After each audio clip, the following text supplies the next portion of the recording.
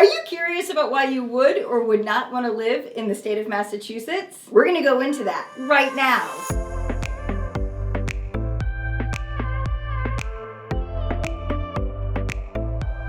One of the top reasons that people choose to live in the state of Massachusetts is for our educational system.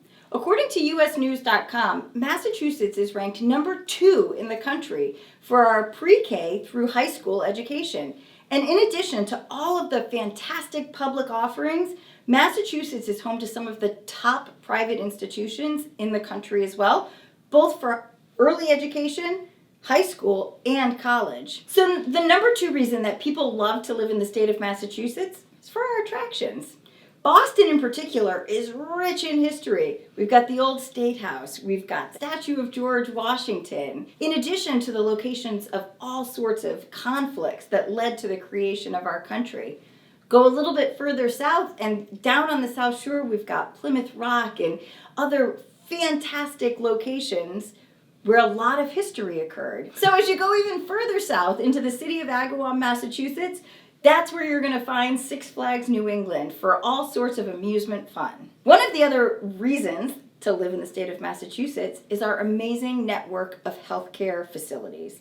Whether you're looking at the Brigham and Women's Hospital, Mass General, Mass Eye and Ear, Dana-Farber's Cancer Institute, or Boston's Children's Hospital, you couldn't have a more diverse or world-class selection of doctors and other specialists at your disposal. Now, I know you might be thinking, all of this sounds so amazing, so why wouldn't I want to live in the state of Massachusetts?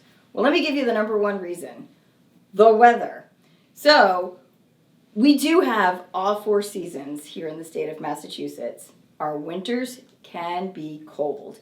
So, if you don't love snow and big nor'easter storms, this might not be the place for you.